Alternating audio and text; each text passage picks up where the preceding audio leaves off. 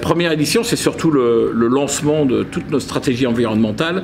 On sait que les patinoires ont été énormément décriés par les collectivités, donc on a un problème de com', on a un problème d'un patrimoine de patinoires aujourd'hui, une centaine de patinoires dans l'Hexagone qui sont vieillissantes et donc pas performantes en termes de performance énergétique et d'empreinte carbone. Et on se penche vers l'avenir très proche, puisque on espère que la première patinoire totalement autonome en termes d'énergie va être Chamonix dans les 3 ans et demi qui viennent. Donc l'idée aujourd'hui, c'est de se responsabiliser, mettre autour de la table tous les gens des métiers de la glace pour dire comment on change les perceptions. Parce que une patinoire, quand on compare à d'autres équipements sportifs, c'est loin d'être aussi énergivore qu'on le dit. 2, c'est comment on améliore les équipements existants pour les rendre moins énergivores. Et 3, effectivement, comment on regarde l'avenir pour avoir des établissements qui vont être plus vertueux et où tout le monde et les sports vont pouvoir se sauvegarder. Donc c'est ça les 3 grands sujets d'aujourd'hui. Et le but d'aujourd'hui, c'est de prendre du recul, de monter en compétence tous les métiers de la glace.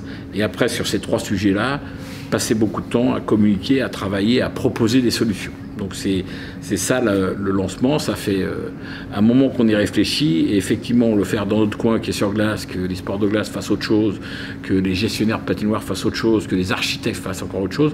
L'important, c'était de réunir tout le monde autour d'une seule table, de dire on appuie sur stop, on prend du recul, qu'est-ce qui va pas, qu'est-ce qu'on peut améliorer, et qu'est-ce que c'est, comment on s'oblige tous les métiers à dire qui que ce soit qui construira la nouvelle patinoire, elle doit avoir des vertus et doit avoir des obligations par rapport aux enjeux environnementaux.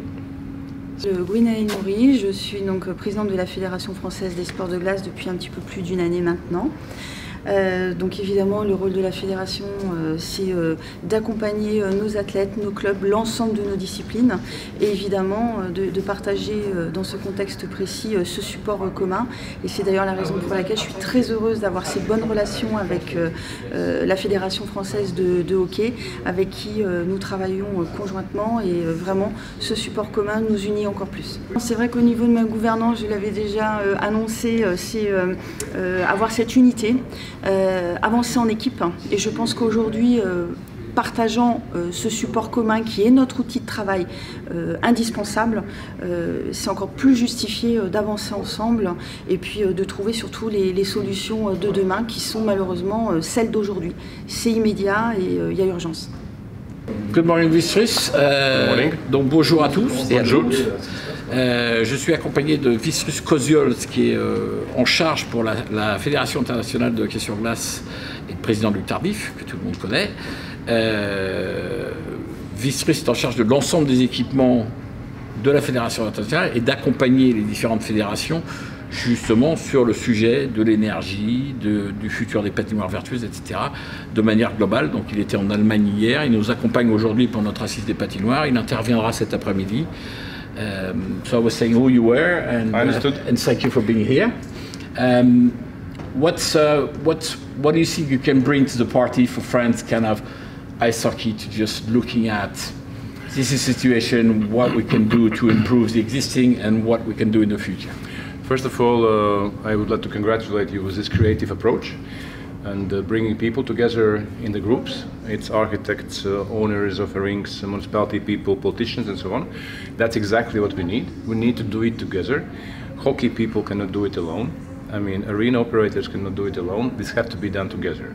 And together means also together with IHF and our partners, our friends and members. And we do have for us in our pockets, in our files, some proposals how to do that, some guide, and we're happy to share, because sharing is one of the tasks how to survive. Juste pour traduire, donc Vistrus est très content d'être là, nous félicite de cette initiative et de lancement de tout ce programme.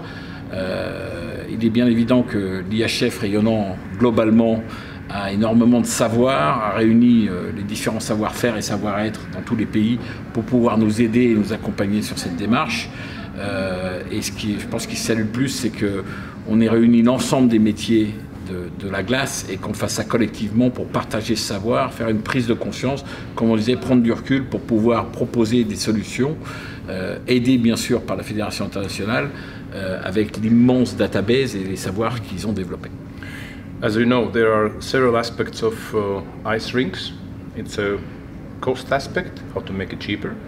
There is an environmental aspect, how to make less damage to environment, sustainability aspect, and social aspect. It's so easy to say, hey, it's too expensive, let's kill it. But then we forgot about social aspect. We cannot forget about that. Stop there, I need to translate. Donc ce que dit Wistrus, c'est effectivement, il y a différents aspects sur ce que c'est qu'une patinoire. Donc un, effectivement, c'est le coût, qui est quand même encore important. Surtout si on s'en voit vertiquement vertueux, le coût devrait baisser. Deux, c'est effectivement tous les enjeux environnementaux. Et trois, il y a quand même l'aspect social, dans le sens où il y a un véritable rôle social dans les collectivités pour les patinoires. Il faut surtout pas oublier ça et aborder cette nouvelle approche avec ces trois sujets. Because we have to remember, from social point of view, particularly now that we are struggling to get more people, and we see that there's a lot of challenges, that ice rinks are the safest place for kids to be.